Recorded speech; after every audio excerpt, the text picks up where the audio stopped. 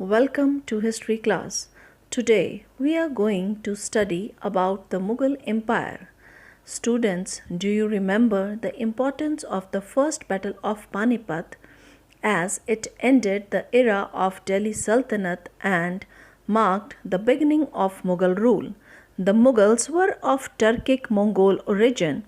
They established a dynasty in India which ruled from the early 16th century to the mid 18th century. The Mughal rule in India is remembered for two unique features. Firstly, they built an effective administration that continued through generations. Secondly, unlike the Turkic sultans, the Mughals attempted to integrate the Hindus and Muslims into a united pan-Indian state. The founder of the Mughal dynasty in India was Babur, who defeated Ibrahim Lodi, the last ruler of Delhi Sultanate in 1526 to lay the foundation of Mughal Empire in India. Five powerful and able rulers succeeded him to the throne in the next 182 years. These six Mughal rulers were known as the Great Mughals. Who were Mughals? Mughal is a Persian word for Mongol. Mughals originated in Central Asia and were descendant of Mongol ruler Genghis Khan and Temur, the great conqueror of Asia. Babur, Zahiruddin Muhammad Babur, was a descendant from the Turkic conqueror Temur on his father's side and from the Mongol ruler Genghis Khan on his mother's side. His ancestral kingdom was Fargana, a small region in Central Asia. Babur lost his father at an early age and became the ruler of Fargana. Though he was soon expelled from there by Uzbeks, however, he did not give up and overcame his difficulties with great courage and determination. Within a few years, Babur became the ruler of Kabul in Afghanistan. After acquiring Kabul, Babur turned his attention towards India. There were many reasons for his conquests in India. First, like the earlier invaders from Central Asia and his own ancestor Temur, Babur was attracted to India by its fabulous wealth. He needed money because the income from Kabul was limited and not sufficient to support his army and administration.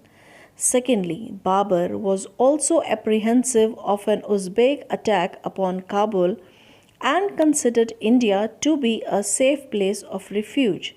Thirdly, the unstable political situation in India after Sikandar Lodi's death and invitations from Donald Khan Lodi, the governor of Punjab, to displace Ibrahim Lodi encouraged Babur to attack India. Babur was invited by Daulat Khan Lodi in 1524 CE to invade India and overthrow the Delhi Sultan Ibrahim Lodi. Babur used this opportunity to attack India and crossed the Indus River.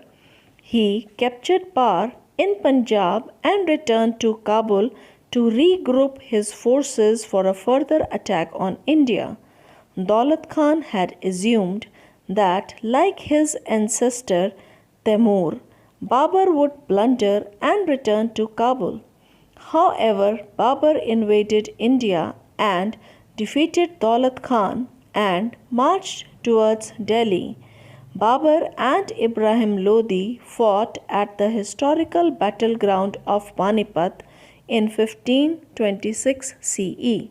Ibrahim Lodi, the last Sultan of Delhi Sultanate, was defeated by Babur in the first battle of Panipat in 1526.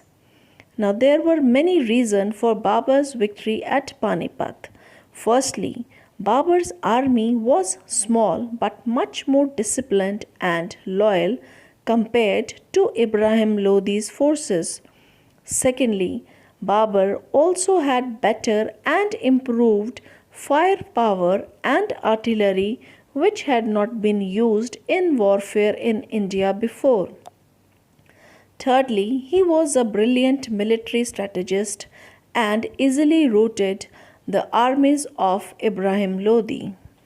Consequences of the battle. The Battle of Panipat formally established the Mughal rule in India. However, it did not give Babur a virtual sovereignty over Hindustan. He still had to contend with strong powers like Rajputs under Rana Sanga of Mewar and the chieftains in and around Delhi and Agra. Battle of Khanwa, the most powerful ruler against whom Babur had yet to fight was Rana Sanga of Mewar, who had organized a huge force of Rajputs against the Mughal invader. The victory of Khanwa, a village near Agra in 1527, gave Babur complete control over central India. The Rajput power was seriously weakened. Battle of Chanderi. Babur further strengthened his position by conquering Gwalior, Dholpur, and some other places. In 1528, he captured the fort of Chanderi, which was held by the Rajput chief Medini Roy. Battle of Khagra. The another important opponents of Babur in eastern India were the Afghans. In 1529 CE, Babur succeeded in defeating the combined forces of Afghans and Nusrat Shah in the Battle of Khagra. Babur's autobiography. Babur was a great writer. His autobiography Tuzuke Babari or Babarnama gives an insight into the times in which he lived. It is written in Turkish language.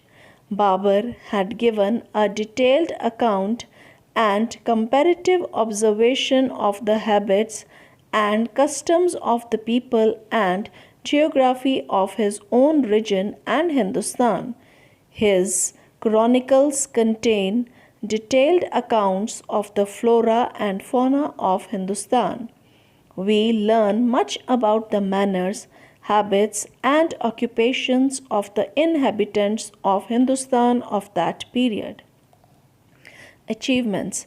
Babur was a talented soldier and a great general, capable of inspiring his men through persuasion and firmness. He had a small army compared to that of Indian rulers, but he was victorious against them because of superior military techniques, use of cannons, and his exceptional skill as a military leader. Babur had varied skills and interests. He was a keen observer and lover of nature. He introduced symmetrically laid out gardens called char bags with flowing waters and fountains in India. Babur was a learned person, proficient in Persian, Arabic, and his native language Turkish. His writing skills are best exhibited in his chronicle Tuzuke Babari. By 1530, he had control over Delhi, Punjab, and eastern India as far as Bihar. Continuous warfare did not give him much time to stabilize his empire, but he had certainly laid the foundation of the great Mughal Empire. Humayun once fell ill at his Jagir at Sambhal. All possible medical aid was given, but he showed no signs of improvement. Babur consulted the well-known Saint Abu Bakr, who advised Humayun to seek remedy from God and give him in charity the most valuable thing. Babur immediately said, "I am the most valuable thing that Humayun possesses, and I shall make myself a sacrifice for him. May God the Creator accept it." So saying, he walked 3 times around the bed of Humayun and said that he had taken his illness upon him. Soon after that, Humayun recovered and Babur fell ill. He died in 1530 in Agra and Humayun succeeded him. Babur was first buried in Agra, but as per his wishes, his remains were moved to Kabul and reburied. Students, let's recap. In today's class, you have studied about Battle of Panipat, causes for his invasion in India, Battle of Panipat, results and causes of success of Babur. Thank you, students.